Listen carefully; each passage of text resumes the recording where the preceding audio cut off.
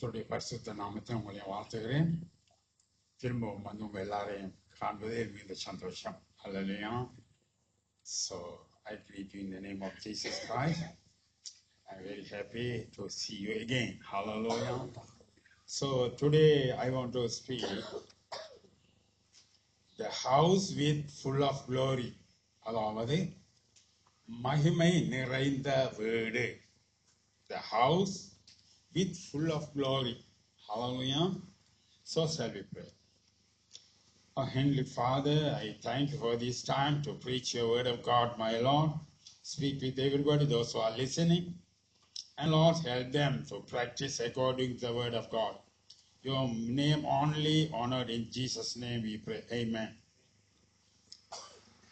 So, the present house glory is greater than former house. அதாவது இப்பொழுது உள்ள ஆலயத்தின் மகிமை முந்தின ஆலயத்தின் மகிமையை விட பெரிதா இருக்கும் என்று ஆண்டவர் ப்ராஃபட் ஹகாய் மூலமாக சொல்லுவார். ஹகாய் என்ற தீர்க்கதரிசி மூலமாக இப்பொழுது உள்ள ஆலயத்தின் மகிமை முந்திய ஆலயத்தின் மகிமையை விட பெரிதாயிருக்கும். Hallelujah. So present house glory is greater than the former house. So Bible say Haggai chapter 2 verse 9, the glory of the present house will be greater than the glory of the former house, said the Lord Almighty, and in this place I will grant peace and declare the Lord Almighty.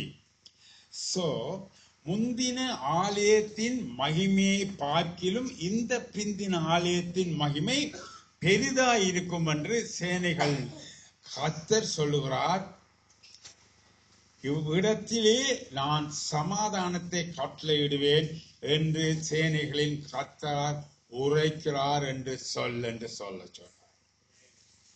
So when you read this verse, the Bible clearly says the glory of the present house will be greater than the glory of the former house. அதாவது இப்பொழுது இருக்கிற ஆலயத்தின் மகிமை முந்தின ஆலயத்தின் மகிமையை பார்க்க பெரிதாக இருக்கும். Hallelujah. So when you go to the Old Testament, King Solomon built a church. He built a church. அதாவது சாலமோன் பழைய ஏற்பாட்டில் பார்க்குள்ள பெரிய ஒரு எருசலேமில் ஒரு பெரிய ஒரு ஆலயத்தை கட்டினான். Hallelujah.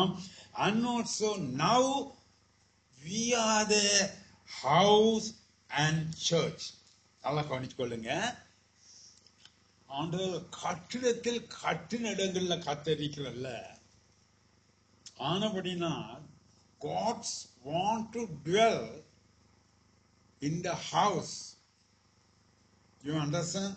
அது கடவுள் வாசம் பண்ற ஆலயம் அல்லது வீடு நாம் தான். கட்டிடங்கள் இல்லை. கட்டிடங்கள் அழகா கட்டி எல்லா சிற்பங்கள்லாம் போட்டு nothing. That is only cement and bricks and everything. புரியுதா? அது ஒன்றும் இல்லை. ஆனா God is alive, so we also alive. So God want to dwell in us. புரியுதா? நாங்கள் ஜீவன் உள்ளவர், நமது தேவன் ஜீவன் உள்ளவர். அப்படியே கடவுள் தங்குற ஆலயம் அல்லது வீடு அல்லது மாளிகை நாங்கள் தான். ஹல்லேலூயா. எங்களுக்குள் கடவுள் வாசம். அதான் ஹக்காய் மூலமா சொன்னா ஆண்டவர் பிந்தின ஆலயத்தின் வல்லமை முந்தின ஆலயத்தின் வல்லமை பெரிதா இருக்கும். இப்போ சாலமோன் கட்டின ஆலயம் இல்லை. அங்க போய் சுவர்ல போய் இஸ்ரேலியனுங்க கும்பிடுறாங்க. இல்ல. இயேசுவாமி சொன்னா ஒரு கல்லில் ஒரு கல் இல்லாதபடி எல்லாம் தரைமட்டமாகும் என்று சொன்னா சிஸ்டர்கிட்ட. The same way that will happen.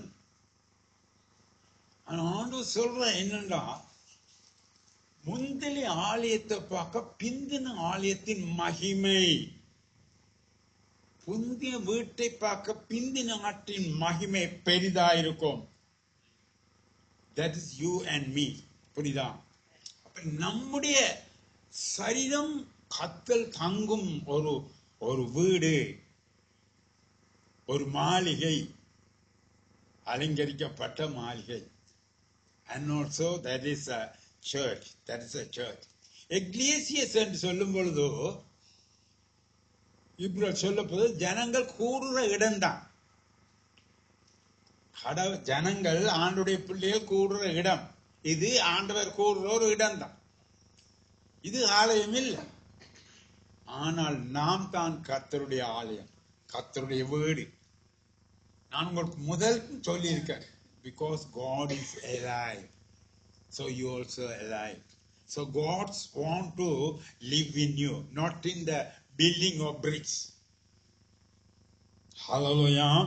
So 1 Corinthians chapter 3 verse 16, 1 Corinthians chapter 3 verse 16. Don't you know that you yourselves are the God's temple and the God's Spirit dwell in you, your midst? நீங்கள் தேவனுடைய ஆலயமாய் இருக்கிறீர்கள் என்றும் தேவனுடைய ஆவி உங்களில் வாசமாய் இருக்கிற என்றும் அறியீர்களா? So இதில் அழகா சொல்ற, you are my temple and the God's Spirit, Holy Spirit dwell in you. நான் உங்களுக்கு எத்தனை சொல்லியிருக்கேன். God's Spirit means Holy Spirit. Holy Spirit, one personality of God. So Holy Spirit lived in you. நாம் கர்த்தருடைய வீடு, கர்த்தருடைய ஆலயம். நமக்குள் தேவனுடைய ஒரு ஆழ்த்தத்துவமான பரிசுத்த ஆவியானவர் ஒரு காற்றை போல எங்களுக்குள் வாசம் பண்ணுகிறார். அதை நீங்கள் அறியாமல் இருக்கிறீர்களா? ஹல்லேலூயா. So அதே போல ஆண்டுடைய வார்த்தை அழகாக சொல்கிறது, we are the church of God. We are not our own. நாம் நமக்கு சொந்தமானவர்கள் அல்ல. நாம் தேவனுடைய ஆலயம், அவருக்கு சொந்தமானவர். இறைவனுடைய ஆழ்த்தத்துவமான பரிசுத்த ஆவியானவர் ஒரு காற்றை போல எங்களுக்குள் வாசம் பண்ணுகிறார். அல்லது நம்முடைய சுவாசம் கர்த்தருடையது. நாம் உள்ளுக்கு விழுவது, வெளியில விடுற சுவாசம் கர்த்தருடைய. எப்படி காத்து உங்களுக்குள் இருந்து உங்களுக்குள் சுவாசத்தை தந்து ஜீவனை கொடுத்து நடக்கிறது போல பரிசுத்த ஆவியானவர் உங்களுக்குள் வந்து ஜீவனை தந்து அந்த ஜீவனுள்ள தேசத்துக்கு செல்ல உங்களை ஆயத்தம் பண்ணி கொடுத்துக்கிறார். Hallelujah.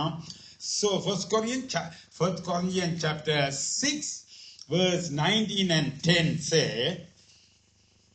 do you not know that your bodies are the temple of the Holy Spirit who is in you, whom you have received from God? You are not your own. You were brought at a price. Therefore, honor God with your bodies. உங்கள் சரீரமானதை நீங்கள் தேவனாலே பெற்றும் உங்களில் தங்கியிருக்கும் பரிசுத்த ஆவியானுடைய ஆலயமாயிருக்கிறது என்றும் நீங்கள் உங்களுடைய என்றும் அறியீர்களா? நீங்கள் கிரியத்துக்கு கொல்லப்பட்டீர்களே ஆகியால் தேவனுக்குடையவர்களாக உங்கள் சரீரத்திலும் உங்கள் ஆவியிலும் தேவனை மகிமைப்படுத்துங்கள். So we are the temple of God. Hallelujah. So our bodies are the temple of Holy Spirit. Hallelujah. And also அது நாம் கர்த்தரால் பெற்ற பரிசுத்த ஆவியானவர் தங்கும் ஒரு ஆலயம். நாம் நமக்குரியவர்கள் அல்ல. We are not our own. We are belong to God. God has given. பாருங்க, நாம கணவன் மனைவி, நமக்கு குழந்தைகள் உருவாகுதலா இல்லையா? உருவாகலையா? உருவாக கர்த்தருடைய பிள்ளையா? கர்த்தர் ஆசீர்வதிக்கிறாரா இல்லையா? குழந்தைகளை தந்து குடும்பம் வைத்து, நான் சொன்னனா இல்லையா உங்களுக்கு இன்னொரு குழந்தை பிறக்கும் சொன்னதா இல்லையா? சோதரம் சொன்னதா இல்லையா? நடக்குது. ஹல்லேலூயா. இன்றைக்கு நாம சொல்லி ஜெபிச்ச ஒரு பிள்ளைக்கு நாங்க என்னது போகிறோம்? நாங்க அங்க போறோம் கொண்டாடுறதுக்கு. அவளுக்கு ஒரு தடவை நான் அவங்கள வீட்டை விட்டு செவிச்சேன். நான் ஜெபிச்சேன், உங்க குழந்தை பிறக்க ஜெபிச்சேன். நான் இல்லையா, நான் சொல்லல, அது கடவுள் சொன்னான். அதை போல நம்முடைய கற்பத்தில் குழந்தைகள் உருவாகுவதும் கர்த்தருடைய சித்தம். அதுக்கு ஜீவனை கொடுப்பது கர்த்தருடைய சித்தம். சும்மா பிறப்பது கர்த்தருடைய சித்தம். என்றால் கர்த்தர் தமது வடிவத்தில் தமது ரூபத்தில் ஜனங்களை உருவாக்குவேன் என்றார். ஹல்லேலூயா. எல்லாரும் வானமும் பூமியும் ஒளிந்து போகும், என் வார்த்தை ஒளிந்து போகாது சொன்னார். எல்லா கால்களும் டோங்கும், எல்லா வாய் மறைக்கை செய்யும், இயேசுவே கர்த்தர் என்று எல்லா ஜனங்களும் மனந்து ரட்சிக்கப்படவும் இயேசு ஆண்டவர் விரும்புகிறார். அது பிறக்கிற குழந்தைகள், வளர்ந்த குழந்தைகள், பெரியவர்கள் ஒவ்வொருவரும் தேவனுடைய ஆலயமாய் இருக்கிறார். அப்படி நல்லா குழந்தைங்க, நாம் நமக்கு சொந்தமானவர் அல்ல. இது தேவன் தந்த சரீரம், தேவன் தந்த புத்தி ஞானம். ஹல்லேலூயா. ஆனபடினா தேவனுக்கு உடையவர்களாக உங்கள் சரீரத்திலும் ஆவியினும் தேவனை மகிமைப்படுத்துங்கள். பிரைஸ் பண்ணும். நம்முடைய சரீரம், நம்முடைய ஆவியில் தேவனை மகிமைப்படுத்தவும். You have to glory. You have to you give to glory to God. So, body and soul and spirit. ஆவி ஆத்மா சரீரத்தில் கர்த்தரை நாம் துதிக்கணும், கர்த்தரை மகிமைப்படுத்தும். இன்றைக்கு அநேக ஜனங்களுக்கு தெரியல இந்த ரகசியம். உங்களுக்கும் எனக்கும் கர்த்தர் தந்திருக்கிறார். அப்படி நாம் எந்த நேரமும் கர்த்தரை துதிக்கணும். Not only here, when you go for work or any other places, in your house, you learn to praise Him. 24 மணி நேரம் கர்த்தர் உங்களை பாதுகாக்கிறார். When you sleep also, God always watch you. Hallelujah. So every time you have to praise. உங்களுடைய சரீரத்தில் ஆத்மா உங்களை price பண்ணுங்க. இந்த இடத்துல வரும் பொழுதோ அது ஆட்டோமேட்டிக்கா அது நான் கொழுந்து விட்டு எரியும். நான் உங்களுக்கு சொன்னேன், விறகு வந்து ஒருமிக்க வைக்கக்குள்ள அப்படி எரியும், நல்ல ஃபிளேமா படியும். எங்கள்கிட்ட கேஸ் குக்கர் இருந்தாலும் நம்ம அம்மா அப்பா முதல் விறகாதான் பத்த வைத்தோம். அல்லையா, நல்லா விளங்கும். அப்ப வீட்டுல நீங்க ஜெபிக்கக்குள்ள பிரைஸ் பண்ணக்குள்ள நீங்கள் எரிந்து கொண்டிருக்கிறீர்கள். ஆனா இந்த இடத்துல வந்து எல்லாரும் ஒருமிக்க வந்து சேரும் பொழுதோ அந்த flame will be go more and more. Hallelujah. So this is a place, the ecclesia, புள்ளிய கூடும் இடம், ஆண்டவருடைய ஆலயங்கள் கூடும் இடம், ஆண்டவருடைய தங்கும் இடங்கள், வாசஸ்தலங்கள், வீடுகள் கூடும் இடம் இந்த இடம். Hallelujah. So ஆகையினால் தேவனுக்கு உடையவர்களாக இருந்து சரீரத்திலும் ஆத்மாவிலும் தேவனை மகிமைப்படுத்துங்கள். நான் வார்த்தைகளை உங்களுக்கு புரிந்து கொள்ள அவ்வளவுதான். உங்களுக்கு தெரியும், இந்த வார்த்தைகள் எல்லாம் உங்களுக்கு தெரியும். நான் உங்களுக்கு எப்படி ஏர்ஜ் பண்றேன், உங்களை ஊக்குவிக்கிறதுக்கு தான் வந்திருக்கேன். Hallelujah. And also God is in us. தேவன் எங்களுக்குள் வாசம் பண்ணுகிறவர்கள். 2 Corinthians chapter 6 verse 16. 2 Corinthians chapter 6 verse 16. What agreement there between the temple of God and idol? And we are the temple of living God. As God said, I will live with them and walk among them, and I will be their God and they will be my people. தேவனுடைய ஆலயத்துக்கும் விக்கிரகங்களுக்கும் சம்பந்தம் ஏது? There is no any connection. நான் அவர்களுக்குள்ளே வாசம் பண்ணி அவர்களுக்குள் உலாவி அவர்கள் தேவனாய் இருப்பேன், அவர்கள் என் ஜனமாய் இருப்பார்கள் என்று தேவன் சொன்னபடி நீங்கள் தேவனுடைய ஆலயமாய் இருக்கிறீர்கள். Hallelujah. So Bible clearly says தேவனுடைய ஆலயத்துக்கும் விக்கிரகத்துக்கும் எந்த சம்பந்தம் இல்லை. There is no connection, temple of God and idols. Ideal விக்கிரங்களை பார்த்தீங்கன்னா மனிதன் செய்த கட்டிடத்தின் சிமெண்ட்டும் இதுதான். அவன் சில தங்கத்தால செய்திப்பான். அதெல்லாம் ornaments, materials.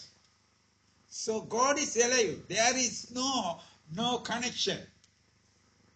மனிதன் செய்யப்பட்ட காரியங்களிலும் எல்லாவற்றையும் உண்டாக்கிய கடவுளுக்கும் சம்பந்தம் இல்லை. அதான் சொல்லுதில்ல. Hallelujah. For we are the temple of God. So we are the temple of God. Hallelujah. And also I will live with them and walk among them. நான் அவர்களுக்குள் ஜீவித்து அவர்களோடு உலாவுவேன். நான் உங்களுக்கு முதலே சொன்ன உலாவுவேன் என்று சொல்லும் பொழுது அவர்களோடு பேசுவது, நாம் அவர்களோடு பேசுவது. உலாவது தெரிந்தானே உங்களுக்கு. நாம கையை பிடிச்சு உலாவுகள். ஆண்டவர் நேரத்தோடு ஆதமை உண்டாக்கி ஏதேன் தோட்டத்துல உலாவினார். அவர்களோடு உலாவினார். அவன் பாவம் செய்யும் முதல் ஆதாம் ஏவாளோடு தேவன் ஏதேன் தோட்டத்தில் உலாவினார். What is the meaning of laughing? அது இருவரும் மனம் விட்டு கதைப்பது, பேசுவது. Hallelujah. So God want to laugh with you. So God want expect something, you tell them, speak them, not only request. So you can intercede for other people and God will talk with you. இருவர் சம்பாசிக்கும் பொழுதுதான் சம்பாசனை, ஒருவர் சம்பாசிப்பது மட்டுமல்ல. You understand? So இந்த வார்த்தை சொல்லுகிறது, நான் அவர்களுக்குள்ளே வாசம் பண்ணி அவர்களோடு உலாவுவே. நாம் ஆண்டவரோடு பேச பழகணும். பரிசுத்த ஆவியானவர் நமக்குள்ள பேசுவோம். Sometimes if you do something wrong way, so Holy Spirit mention, don't do it, don't eat, you are my children. Hallelujah. So God will speak. Hallelujah. Through the word of God, sometimes you will hear the voice from your mind. புரியுதா? அப்ப ஆண்டவர் நம்மை திருத்தி வழி நடத்துவார். ஹல்லேலூயா. அவர்கள் என் ஜனமாயிருப்பார்கள், நீங்கள் ஜீவனுள்ள தேவனுடைய ஆலயமாக இருக்கிறீர்கள். ஹல்லேலூயா. அப்படியே ஆண்டவர் நம்மளோடு பேசுவார். You have to speak with God. ஹல்லேலூயா. ஆண்டவரோடு பேசப்படணும். ஆண்டவருடைய வார்த்தையை வாசிக்கும் பொழுது இந்த வார்த்தை உங்களோடு பேசும். வார்த்தை உங்களை மாட்டும். வார்த்தை உங்களுக்கு ஆசீர்வாதமான தீர்க்கதரிசனம் தரும். அதை நீங்க பெற்றுக்கொள்ளணும். நான் உங்களுக்கு இதே எத்தனையோ சொல்லுவேன். பைபிள சும்மா வாசிக்கிறது, அதுல உங்களுக்கு ப்ராமிஸ் சொல்லப்பட்ட அதை you have to achieve, you have to receive. அதுல சுகம் சொல்லப்பட்ட நான் சுகமானேன் என்று சொல்லணும். ஹல்லேலூயா. அதுல உங்களுடைய குழந்தைகளை கடவுள் ஆசீர்வதிப்பார். ஆண்டவரே, என் குழந்தைகளை நீ ஆசீர்வதிக்கிறேன். நான் உங்களுக்கு சொன்னேன், எல்லாவற்றும் கர்த்தர் தந்து விட்டார். You have to give thanks to God that God has given everything, including your babies and everything. ஹல்லேலூயா. கர்த்தரை நாம் கதைக்க பலன். உலாவுவதென்றால் ரெண்டு பேரும் இடைபடுவது. நாம மாத்திரம் கடவுள்கிட்ட கேட்கக்கூடாது. That is only request. நாம ஒரு செல்ஃபிஷ் கிறிஸ்டியன்ஸா இருக்கிறோம். ஆண்டவர் அதைத்தான் இதைத்தான் கர்த்தர் தந்து விட்டார், அதைத்தான் இதைத்தான் கேட்டா God will, why this foolish again he requests. I already given now. So you have to thank for everything. நீங்க தேங்க் பண்ணும் பொழுது உங்களுக்கு கிடைக்காத திரும்பவும் எல்லாம் கிடைக்கும். ஹல்லேலூயா. தேவனால் கூடாதது ஒன்றும் இல்லை. Hallelujah. Nothing is possible for God. Everything possible. Hallelujah. Because he is a creator. நாம் அவருடைய தேவ ஜீவனுள்ள தேவனுடைய ஆலயமாக இருக்கிறோம். நாம் எல்லாவற்றையும் கர்த்தர் தந்து விட்டார். 2000 வருடத்துக்கு முன்பு கர்த்தர் சிலுவையில் தடைகளை முறித்து விட்டார். ரீகன்சிலியேஷன், அவர் ஒரு தொடர்பை ஏற்படுத்தி விட்டார். ஹல்லேலூயா. முதல் தான் ஆண்டவர்கள் பலி ஏற்பாட்டில் எல்லா போஜன பலி, தகன பலி, எல்லாம் பாவ நிவாரண பலி, எல்லா பலிகளையும் செய்தார்கள். ஒரு மிருகத்தை சிந்தி ரத்தத்தை தெளித்து. ஆனால் புதிய ஏற்பாட்டுக்கு வரும் பொழுது இயேசு கிறிஸ்து நமது பாவ பலியாக தமது இரத்தத்தை சிந்தித்தார். அப்படி அதோடு he done everything. அப்ப தடையாயிருந்த பாவம் விலக்கப்பட்டது. இறைவனோடு நேரு தொடர்பு உங்களுக்கு. So every blessing come from heaven, especially God's people. Hallelujah. நல்லா கவனிச்சு கொள்ளுங்க. அவனுடைய இல்லை என்று சொல்லுவோம், நாம் எல்லாம் இருக்குன்னு சொல்லுங்க. Hallelujah.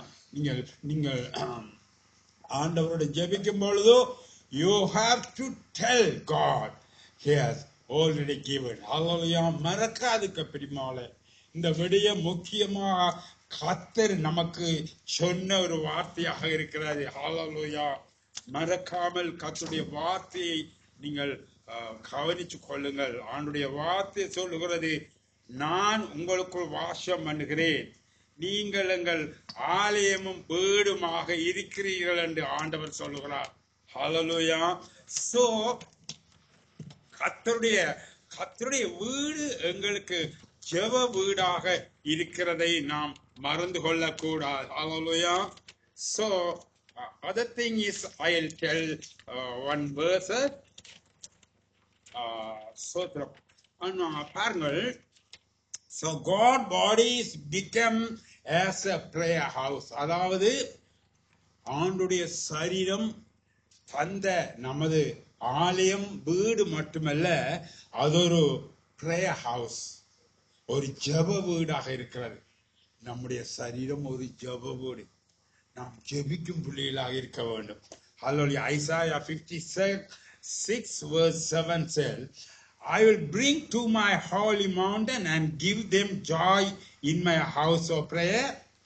Their burnt offering and sacrifice will be accepted on my altar, for my house will be called a house of prayer for all nations. Hallelujah. அப்ப பாருங்க, பழைய ஏற்பாட்டில் நான் சொன்னேன், எல்லாம் அதாவது எல்லா sacrifice offering. ஆனா ஆண்டுடைய வார்த்தை சொல்லுகிறது என்னென்றால், அவருடைய வீடாகிய நாம் அவருக்கு ஒரு பிரேயர் ஹவுஸ் ஆயிருக்கிறோம். அல்லது ஆண்டவரோட ஜெபிக்கிறோம், ஆண்டவரை தொடர்பு கொள்றோம், ஆண்டவருக்கு நன்றி சொல்றோம், நன்றி பலி, தங்களை அர்ப்பணிக்கிற பலி, பாவ நிவாரண பலி. நாங்கள் என்னுடைய பிள்ளைகளை அறிக்கை செய்கிறோம், பாவ நிவாரண களி, சமாதான பலி, கர்த்தரோடு சமாதானம் ஒன்றாக ஜீவிக்கிறோம். ஹல்லேலூயா. சோத்ரா. அப்படியான நம்முடைய சரீரத்தில் ஆண்டவர் செய்யும் ஒரு ஜெப வீடு, நாம ஜெப வீடு. ஹல்லேலூயா. நம்முடைய சரீரம் ஒரு prayer house. Hallelujah. So Jesus Christ give peace in our body. அவனுடைய வார்த்தை சொல்றது, அக்காய் சொல்றதை நீங்க பாத்தீங்க, அதுலயும் ஆண்டவர் சமாதானத்தை தருகிறார்.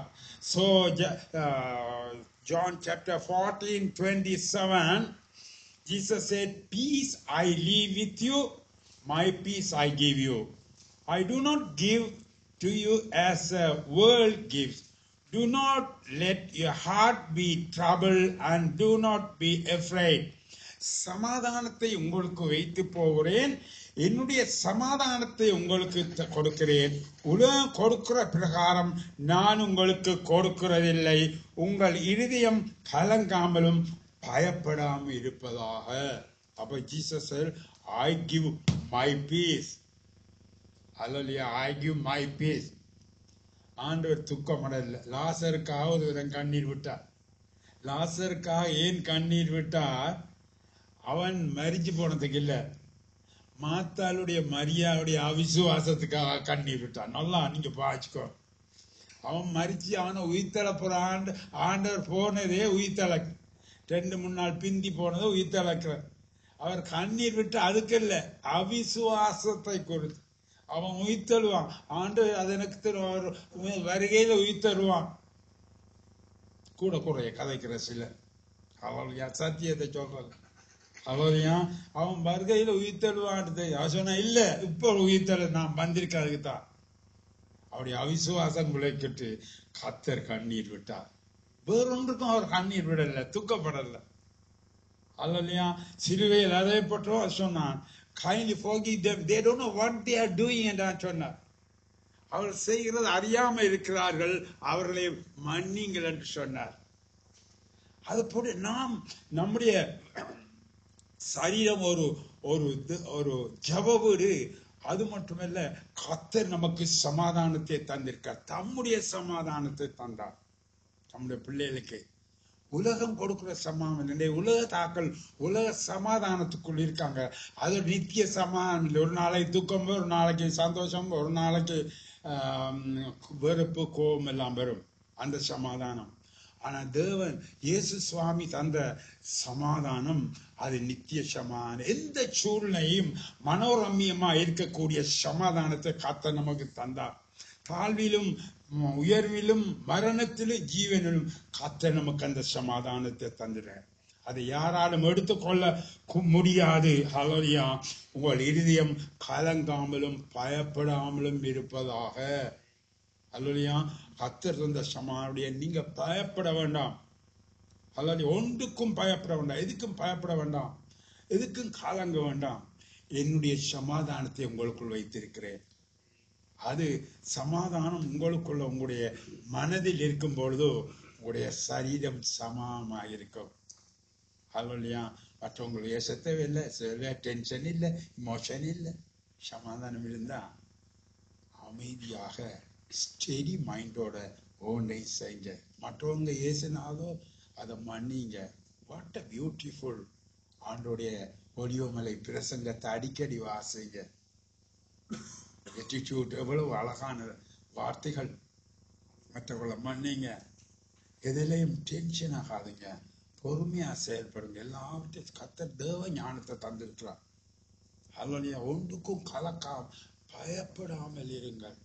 தேவனுடைய பிள்ளைகள் ஒன்றுக்கும் கலங்குவதில்லை, பயப்படுவதில்லை. சமாதானமாக இருங்கள். அது இயேசு உங்களுக்கு தந்திருக்கிறார். Hallelujah. So when Jesus second coming, our bodies change to imperishable bodies. நல்லா கவனிச்சுக்கோங்க. இயேசு சுவாமியுடைய இரண்டாவது வருகை வருது. முதலாவது வருகை அவர் ஒரு பாவ பலியாக வந்தார். இரண்டாவது வருகை அவர் ஒரு நியாயாதிபதியாக வருகிறார். He come and judge the people and world. அந்த நேரத்தில் ஆண்டவருடைய பிள்ளைகளுடைய ஆண்டு இயேசுவின் இரண்டாவது வருகையின் பொழுது நம்முடைய சரீரம் அழிவில்லாததாக மாறும். Bible clearly says. Hallelujah. So 1 Corinthians chapter 15 verse 54. 1 Corinthians chapter 15 verse 54. When the perishable has been clothed with the imperishable and the mortal with immortality, then the saying that is written will come true, death has been swallowed up in victory. அழிவுள்ளதாகிய இது அழியாமையையும் சாவுக்கேதுவானது சாவாமையும் தரித்து கொள்ளும் பொழுதோ மரணம் ஜெயமாக விழுங்கப்படும் என்று எழுகிற வார்த்தை நிறைவாகும். அழிவுள்ளதாகிய அழியாமையும் சாவுக்கேதுவானது சாவாமையும் தரித்துக்கும் பொழுதோ மரணம் ஜெயமாக விழுங்கப்படும் என்று எழுதியிருக்கிறாரே. பாருங்க, கடைசி காலத்துல சிலருக்கு எதிர்காலத்துல ஒன்றும் தெரியா. ஆனா பைபிள்ல கிளியர்லி சே, நாம் அழிவுள்ள இந்த சரீரம் அழிவில்லாத மகிமையான சரீரமாக வேண்டாம். இந்த சரீரம் இப்படியே பரலோகம் போறல, பரலோகத்துக்கு imperishable body, imperishable body. God will be change your perishable body into imperishable body. புரியுதா உங்களுக்கு நான் சொல்றேன்? உடைய சரீரம் பரலோகத்துல அங்கு மரணம் இல்லை, துக்கம் இல்லை, கல்யாணம் இல்லை, ஒன்றும் இல்லை. தேவ தூதர்களை போல எப்பொழுதும் கர்த்தரை துதிச்சு கொண்டிருப்பாங்க. அதுக்கு ஒரு இட்டர்னல் லைஃப் என்று சொன்னோம், முடிவில்லாத ஒரு ஜீவியம். ஹல்லேலூயா. அதுக்கு கர்த்தருடைய வருகையின் போது அவருடைய தூதர்கள் அவருடைய பிள்ளைகள் சேர்க்கப்படும் பொழுது அவருடைய சரீரங்கள் அழிவில்லாததாக மாறும். புரியுதா? அழிவில்லா நம்முடைய இந்த இது எங்களுடைய சரீரம் அழிவில்லாதான் மாறும். இது இப்ப அழிவுள்ளதா இல்லையா? மரிச்சோடனே வீட்டு அடக்கம் பண்ணுவாங்கல்ல, அதை எரிப்பாங்க. எல்லாம் சாம்பலா போகும், இல்ல மண்ணா போகுமா? இல்ல திருப்பி இருக்குமா? இல்ல. ஆண்டுடைய வரியும் பொழுது கர்த்தரை விசுவாசித்து மரித்தவர்களுடைய சரீரம் என்ன செய்யும்? எழும்பும். எப்படி எழும்பும்? அதாவது பரலோகத்துக்குள்ளேயே அழிவில்லாத சரீரமாக எழும்பும். நல்லா கவனிச்சு கொள்ளுங்க. மற்றவங்களுக்கு தெரியாது நீங்க சொல்லுவோம். அதுதான் நான் உங்களுக்கு வடிவா சொல்லித்தேன், அழகா சொல்லித்தேன். அது மட்டுமல்ல, நாம இருக்கிறவங்க அதே நேரத்துல நம்முடைய சரீரம் பரலோகத்துக்கு சரீரமாக இருந்து இயேசு கிறிஸ்துவோடு பரலோகம் செல்வோம். Bible clearly say, because God is not a God for this world, he is a God for world and heaven. அப்ப இங்கிருக்கிறவர்களை கர்த்தர் அங்கு அழிவில்லாத சரீரமாக கொண்டு செல்வார். அதுதான் ஆண்டோடைய வார்த்தை. ஆகாயமல் சொல்லுது, பிந்தின ஆலயம் முந்தின ஆலயத்தை பார்க்க மகிமை. நாம் தான் சரீரம், நாம் தான் கர்த்தர் தங்கும் வீடு, நாம் தான் கர்த்தர் தந்த ஆலயம். கர்த்தர் கடைசி நாளிலும் நமக்கு ஒரு உத்தரவாதம் தந்திருக்கிறார். ஒன்னு நான் எடுத்து கூட்டிக் கொண்டு செல்வேன். Hallelujah. So God made our bodies according to his image and likeness. கர்த்தர் நமது சரீரங்களை அவருடைய சாயலாக வடிவாங்களாக உண்டாக்கினார். அப்ப our bodies are God's house and dwelling place. அதாவது எங்களுடைய சரீரம் கர்த்தர் தங்கும் இடமாக, அவர் தங்கும் வீடாக இருக்கிறது. So our bodies are prayer house for him. நம்முடைய சரீரம் கர்த்தருடைய தேவ ஆலயமாக இருக்கிறது. He gives peace in our life. நம்முடைய வாழ்க்கையில் அவர் நிலையான சமாதானத்தை தந்திருக்கிறார். Hallelujah. When Jesus is his second coming, our body will be changed as a imperishable.